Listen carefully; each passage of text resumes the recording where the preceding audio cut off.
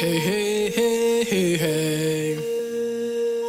Hey, hey, hey, hey, hey.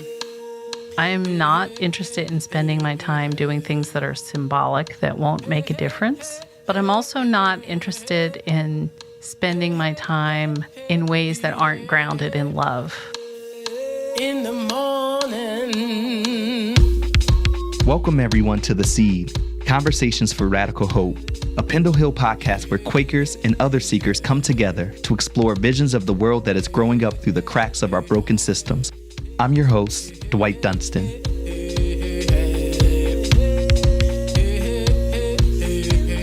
Today we are welcoming to the show Eileen Flanagan. Eileen is an award-winning Quaker author and activist whose work centers on growing a spiritually grounded and effective climate justice movement. She is currently the campaign director of Earth Quaker Action Team. Eileen was a resident student at Pendle Hill in the 90s and continues to give lectures and workshops on themes of activism and spirituality. Her next book will be on the intersection of racial and environmental justice.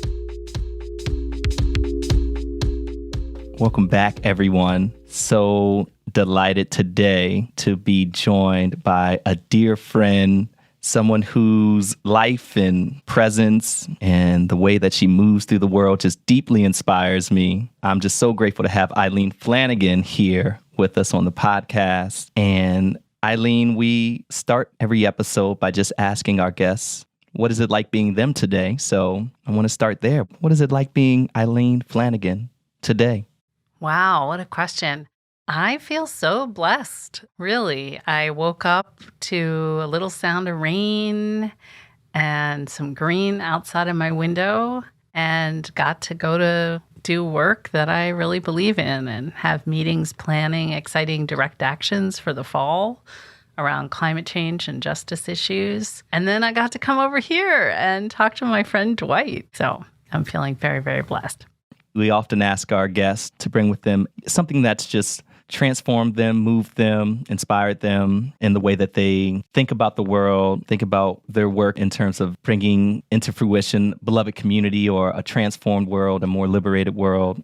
And I know you brought a quote for us today, and I'm wondering if you could read it out loud and tell us just a bit about it. Yeah, I actually learned this quote at Pendle Hill, I realized. And I guess the context is that I had started becoming an activist in my 20s. And I did, work for a couple years that really felt like it was missing something for me, and I wasn't sure what. And that was what led me to come to Pendle Hill as a student, kind of seeking a more spiritual way. And that was great. But then the activism I got involved with coming out of that was very spiritually grounded, but not very effective, frankly. I protested so many wars that just happened anyway. And it wasn't until right around turning 50 that I discovered a way of integrating those things, of making social change and being spiritually grounded. And so this quote from Dr. King really captures that. He delivered it at the 10-year anniversary of the founding of the Southern Christian Leadership Conference that he led. So he was speaking to a bunch of ministers about the fact that religious people sometimes think it's just all about being faithful. It's not about being effective. And he was challenging that and saying, we've accomplished a lot, but we haven't accomplished enough. And it's because we don't have power. So the quote I shared was, "Power without love is reckless and abusive, and love without power is sentimental and anemic. Power at its best is love implementing the demands of justice, and justice at its best is power correcting everything that stands against love."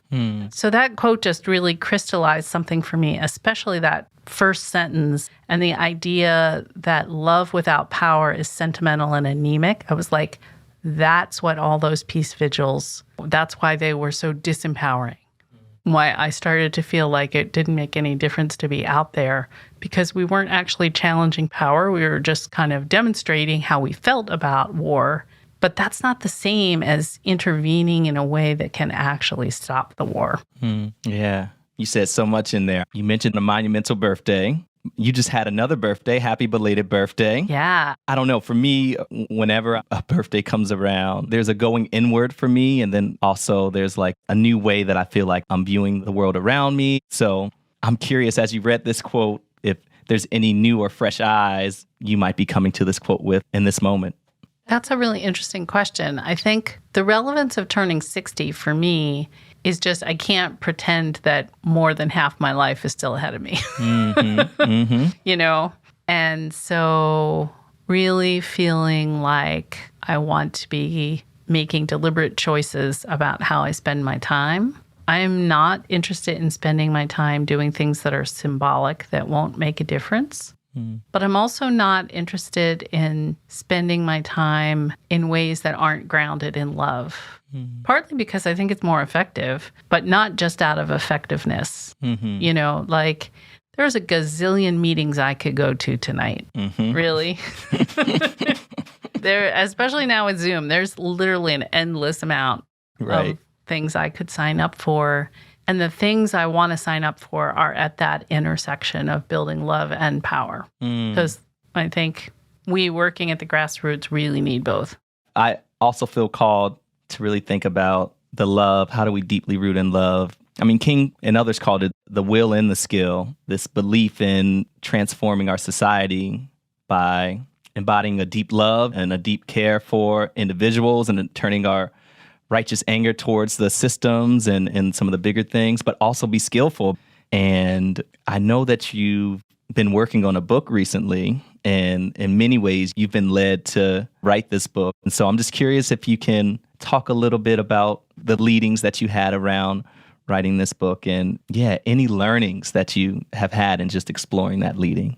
Wow. Yeah, I think one of the lessons of this book is that some seeds sprout really fast. And some are like those sequoia seeds that need a long time and some fire to kind of get them going. It was 8 years ago that I received the seed that became this book. And it was like a spiritual message that came to me that said, it's not about us saving the earth. The earth will survive whether we do or not. But the crisis of the earth is saving us from our illusion of separation. Can you say that one more time? Yeah, and that last line in particular, the crisis of the earth is saving us from our illusion of separation.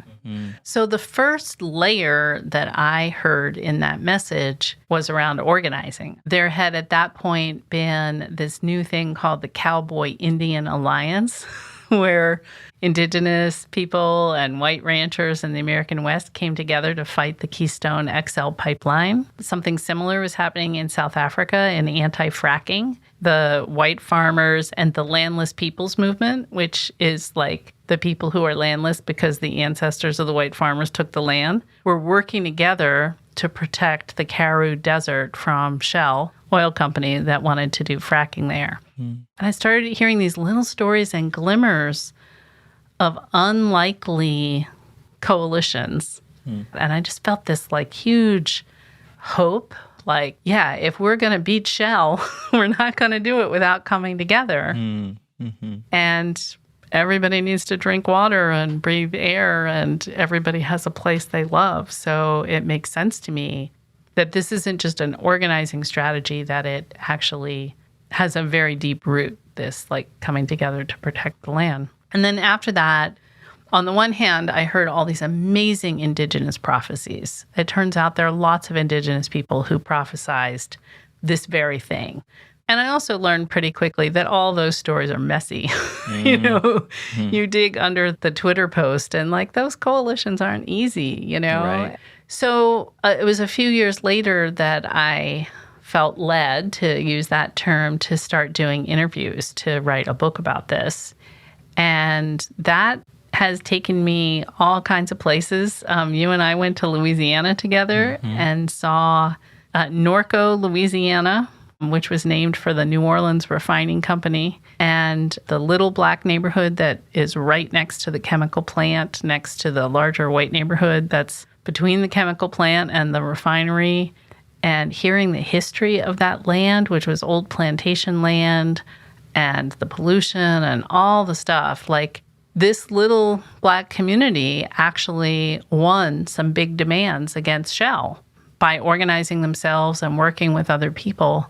So the book has led me to Louisiana, but then at the other end of the Mississippi, I got to spend a month camping with Ojibwe people who were fighting a pipeline at the headwaters of the Mississippi River.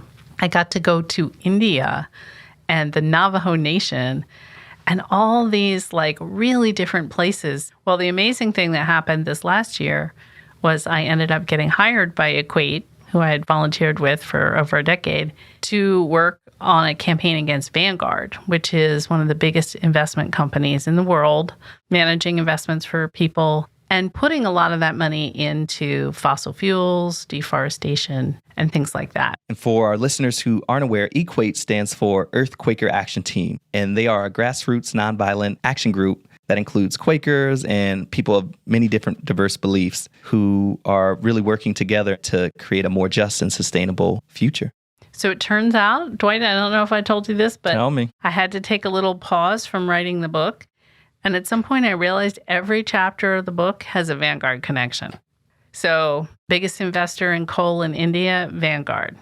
Biggest investor in Formosa, one of those companies that's trying to build a new plant in Cancer Alley, Louisiana, Vanguard. Exxon, also one of the big companies on Cancer Alley, Vanguard.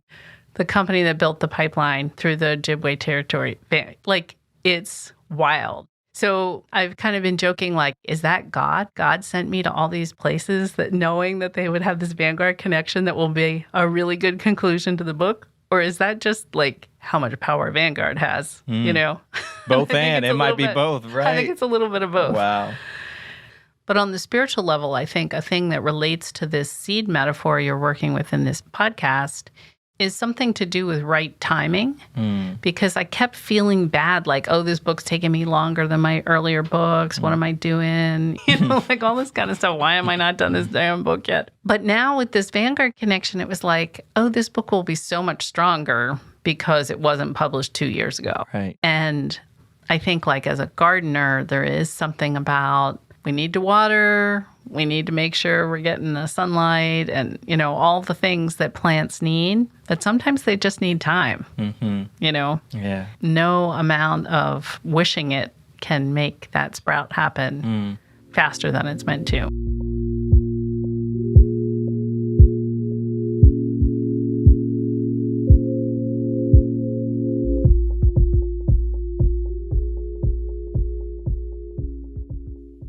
I'm curious about your experience supporting people who might have never thought of themselves as an activist or somebody who could be a part of direct action. Your experience helping to support these people to maybe step into a brave space, a courageous space, unlike they ever could have imagined, and knowing that you've done trainings for folks, supporting folks, doing actions for the first time or being part of movement spaces in that loving and effective way you mentioned earlier. You know, you've just had lots of experience bringing in first-time folks. And I just would love to hear you talk about what it's been like to work with folks at the beginning of their activism lives and what you might say to somebody listening today who's also just beginning.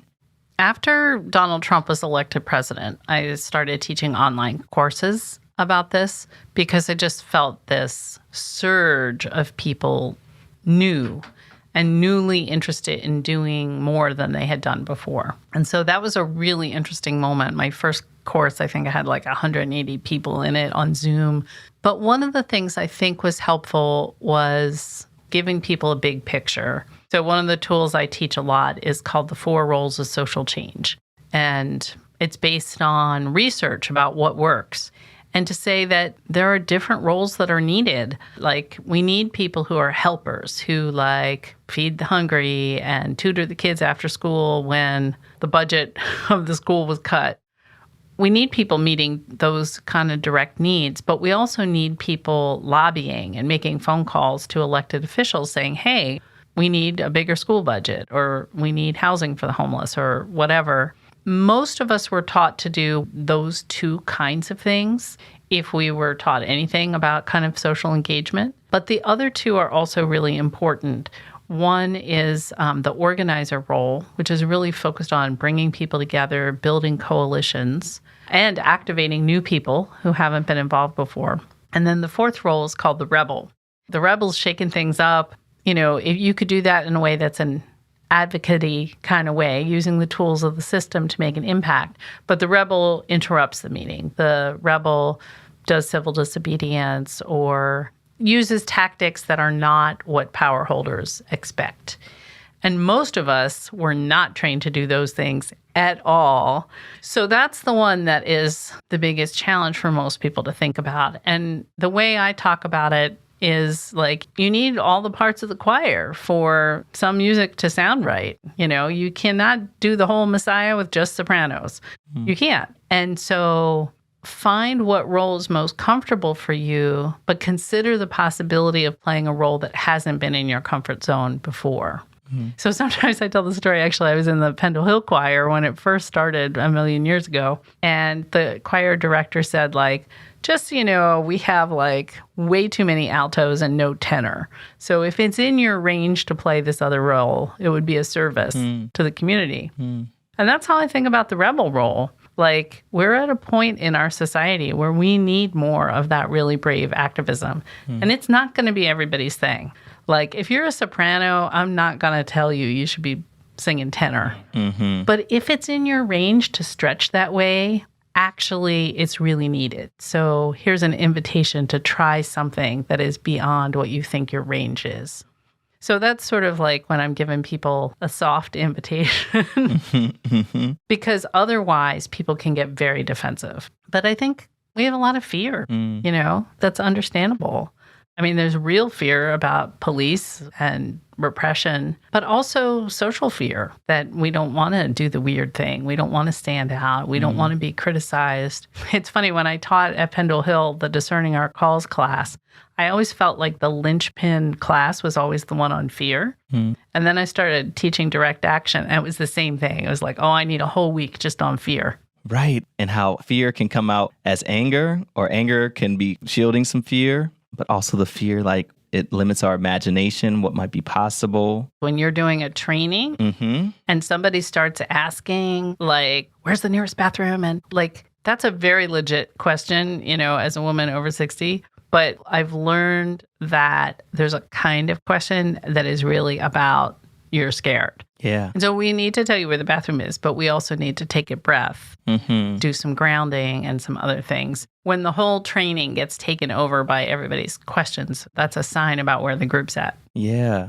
I think about the ways that fear can get in the way of us growing together and building authentic relationships with one another. And you talked earlier about separation, and I think fear plays a big part in this illusion of separation. Fear kind of keeps that illusion alive. And so when we're talking about, and I hear you thinking about bringing into fruition a more just and connected world, I'm just curious, maybe other people you've met in your journey researching the book or in different activist spaces you've been a part of, what you've learned from both other people's activism, but also what you learned about really for yourself leaning into that connection and moving away from that fear.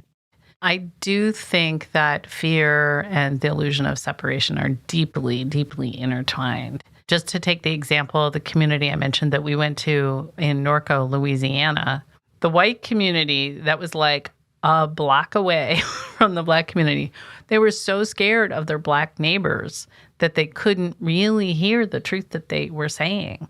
And it came out in all kinds of ways, in meetings. And the Shell people even, the way they talked about the community had a meeting and they called the police because they're having a meeting.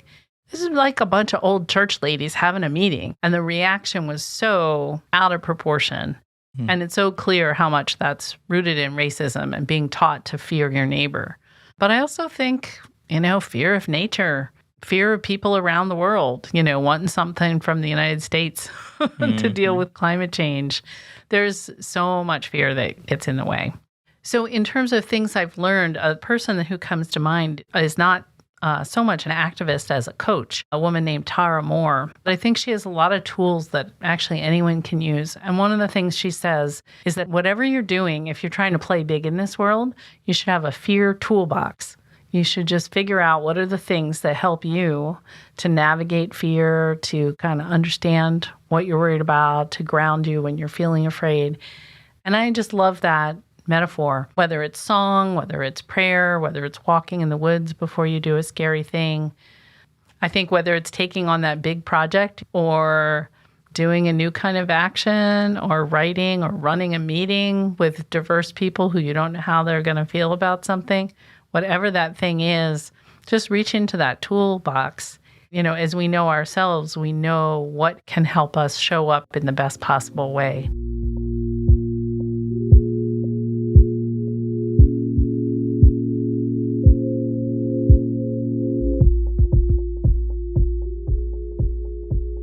What would you tell someone just starting to put together their toolbox? Like, I hear you, Eileen. Wow, that sounds cool. Thank you, Tara. More, I haven't met you, but thank you for that too. How do I build up my tool? Like, what's the first step I take to building a toolbox? Think of a time that you did something scary and then think about what helped you. I mean, if you made it through your first day at kindergarten, whatever age you were, you've already done things that are scary. And so I think reflecting on that experience and thinking like, oh, yeah, that was really scary when I went to that new thing. Just pick some of those and then jot down like, well, what actually worked? And it might be different for you than from somebody else. But when I work with groups and we like brainstorm a list, there's like some really common things. Nature is very common, some silence, some prayer, music for a lot of people, playing a certain kind of song right before they do something scary. I think reflecting on our own experience, we find that we have more tools already than we have actually labeled or identified. There's something so simple about that invitation to just remember a time and think about what worked. It feels both simple and really profound because I think, we haven't named it. We haven't identified the tools that we use there, but actually slowing down and remembering that moment, jotting it down. Yeah, we get to excavate things that worked when we felt the fear coming in. I also really believe in learning from history. And I think it's one of the forms of separation that I didn't think about when I first heard that message, but has come up in the research for this book again and again. People learning from their past, the past of their community, the past of their ancestors. What can you learn from that family history? And whether it's something that an ancestor did or maybe not our own literal ancestors, but I love watching movement movies. Like if you're scared of doing anything in Philadelphia, like go watch Selma, like, man, those people face down such scary situations. And in some of those like memoirs, especially the civil rights movement has really been important inspiration to me. Singing together, praying together, eating together, walking together, like all of those together things were part of what helped people show up in really, really powerful ways against really overt violence and hatred. Yeah. So, I guess that's the other thing. I'm suggesting that people do that reflection kind of because you ask the question as an individual. But if you can do it with other people, so much the better. Any last thoughts or reflections? I want to just hold some space for maybe something that's just coming to your mind that you want to share as we move to a close. Yeah, one other thing I've been thinking about a lot is the state of the United States and the January 6th hearings, the deep, deep divide in our country, just in what we think is happening, and the real potential for violence. I don't feel like we're out of the woods at all. I think we're heading for some scary times ahead around elections. And a couple years ago, one of the things I paused the book for was to work for Choose Democracy, which was doing nonviolent direct action training for people who wanted to prevent a coup. Because some folks saw January 6th coming, just from what Trump said months in advance. It was clear that he wasn't going to accept the election result if it wasn't what he wanted. And I've been thinking a lot about those trainings, which were based on what has worked around the world when people wanted to nonviolently stop a coup. And the bottom line is those things all require courage. It requires standing up when somebody's just trying to steal government. It requires the courage to reach out and build alliances with people who maybe you weren't in relationship with before. And all of those things, I think, make me really interested in asking the question, how can we be more courageous now? How can we stretch that muscle? And so I'm working on this Vanguard campaign. Anyone, within travel distance of southeastern Pennsylvania who wants to come be part of nonviolent direct action, even if that's not your primary calling, come try something new or find some other group and maybe stretch your courage muscles, do some things that are new, because I think we really need collectively to build our capacity to stay nonviolent, to navigate our fear, and to be grounded in love. Because I don't see how we're going to get through this next decade of my life without doing that. And so whatever form it takes for people, I hope people will think of this as a time to stretch in new ways. I'm thinking about that choir metaphor, right? There's like the stretching into the soprano's not going to go tenor, but no matter if you're soprano, alto, or tenor, you can all sing a C note. The courage, to me, as I was just hearing you talk, like that's a note that we can actually all sing, no matter what range we're in. And so I hear this invitation to sing that courage tune. Eileen, thank you so much for being on the podcast. Such a blessing every time I get to just be in space with you and connect with you. So I'm grateful to have gotten a chance to do it here on this podcast today. I'm grateful too. Thanks for having me.